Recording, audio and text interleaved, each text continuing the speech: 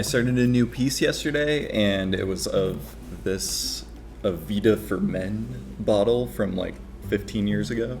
I wanted to play with the ergonomics of this object, the way it's designed to fit in your hand and have this kind of pressure, and how this design is usually only used for like perfumative objects or like objects that you use to smell better. I was initially using this tool, which is, as we know, my favorite drawing tool. You can get it at a hardware store. It's a graphite ingot, it's called. It's a milling surface, which means you just like mill objects on top of it. It's a base for whatever you're drilling into.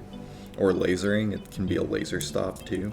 So after drawing my hand for the past year every day, I've learned that there are a lot of ways you can hold the same object. The more surface area you have, the more room you have for certain ergonomic functions, or like ways your hand can wrap around the edges and respond to it. I can get a pinpoint mark with a corner, or I can get a long line with the edge, or a shorter line. It's really just this nozzle that really interested me. A lot of what I've been exploring with these animations is objects that I think have been gendered in my life, or that fit into a binary gender system. It's interesting because this is a aftershave bottle, and a lot of aftershave and a lot of cologne comes with a nozzle like this. The place where I most typically see nozzles like this is on foundation bottles, is on lotions or skincare products, and those tend to be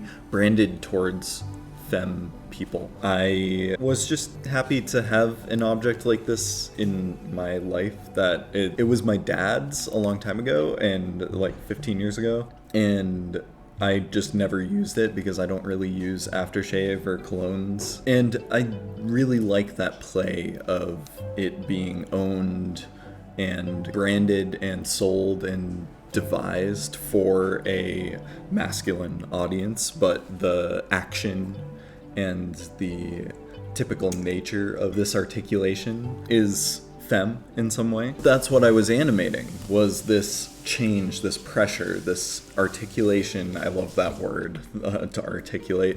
It kind of gives me this feeling of like my actions are describing something to someone else, and that makes me feel like art, and these pieces are kind of an abstraction of that motion, of that dance, that movement. Yesterday I was drawing for most of the day, and I started early in the morning, and each one of these frames takes me about an hour, a little bit less than that sometimes.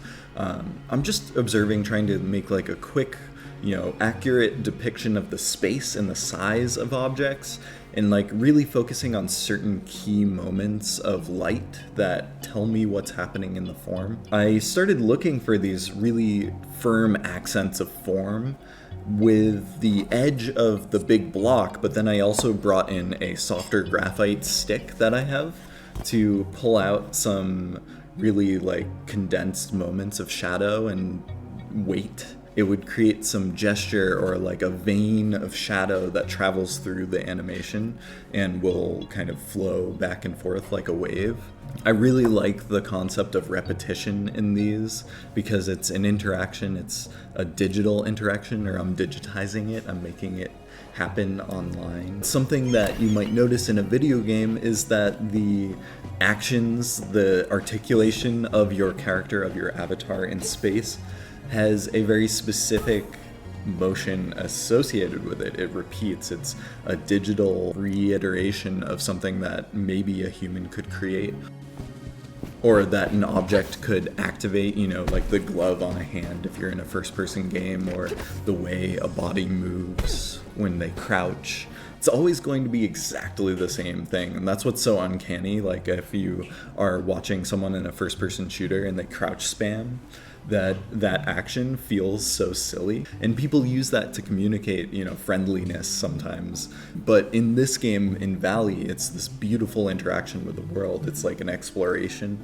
of a really cool almost like cinematic world where everything has a sound. Every object that you open has like a musical tonation. That interactive response got me thinking about how I could maybe add some sounds into my animations, and I wonder if those more abstract elements I'm talking about could benefit from having some type of sound design added to them. And that repetition, how it becomes less and less real, or it becomes less and less immersive as it repeats.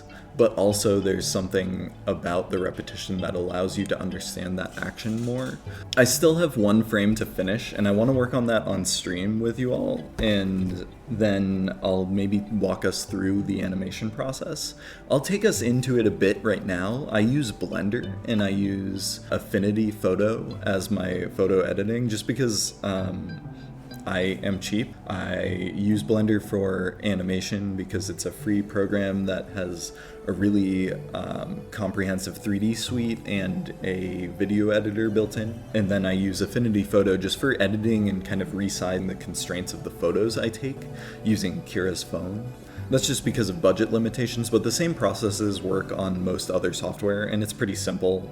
I just string together a bunch of images that I make sure they're all the same format, the same DPI, basically. I have these guides on the outside of each image. I have these like registration marks. But when I start taking photographs of the work, it allows me to make sure that if all those registration marks line up from image to image in the animation, that means that it is in the exact same spot on my phone. Sometimes I'm not as critical about like how they line up or how they register, because I think a part of the animation can be the inconsistency or the kind of like stuttering of space. Like, that's fine. I don't need it to be perfect. Your brain does a lot of work when you view an animation. I like to be able to go into a project and just be really responsive. The more responsive you are, the less control you have over what you're recording. It's something that can be curated. It can be, you can choose what type of information you're responding to.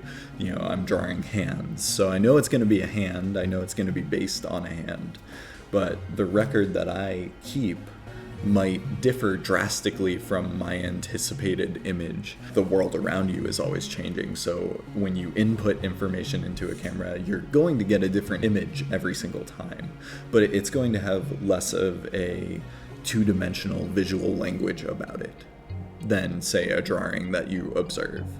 But it follows the same principle. It's a really similar feeling to how every time you listen to a song you might feel different, or how every time you play a video game you probably have a different path to the same goal, or you experience a different fight in a encounter with another player, especially when you react to someone else or a personal interaction. I am sometimes terrified to go to spaces that require social interaction, because I feel like there is a system for the way that I'm expected to behave or act or think or talk. Sometimes it's easier than others. Like if it's a place that I'm really comfortable with, like a coffee shop I like, or a school, or talking about art is a really easy place for me to go. But if it's like going to a mechanic, the last time I had to go to a mechanic, I had Kira call them because I was just so self-conscious. I think that's a really interesting way to think about this responsive act of drawing, is through the interactions you have with others, these perceiving, observing creatures. You know, the world that we live in is filled with all these people responding to the same stimuli, but in different ways. Some people might be speedrunning life, and they're finding the fastest path between A and B, you know, some real, like, life experience parkour, and then some people might be kind of meandering and trying out new scenic routes, or like, you know, taking some time to walk down the edge of a beach. And these two people are eventually going to meet, and they're going to interact, and they're going to create a record of that interaction. And that's what happens when you draw figures and portraits and people. I think this ramble is starting to branch off into different directions.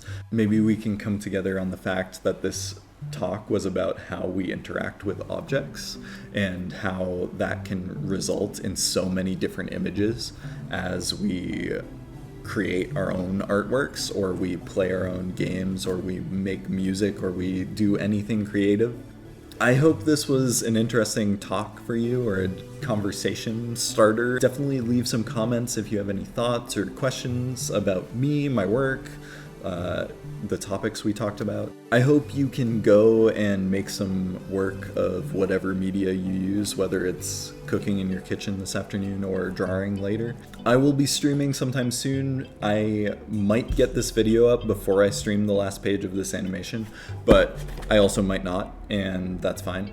Either way, subscribe and like this video if you want to see more, and maybe I'll see you on a stream soon. You will get notifications if you subscribe and hit the bell, because I go live multiple times a week, and I would love to have you there, so please do that. Yeah.